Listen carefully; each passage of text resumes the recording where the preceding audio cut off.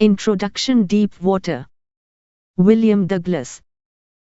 The excerpt, Deep Water, by William Douglas is an autobiographical account of a childhood misadventure which left an indelible impression on the narrator's mind.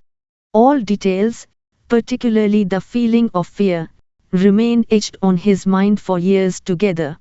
Later, in his adulthood, he made a deliberate effort to shake off the terrifying memory and get over the phobia of water.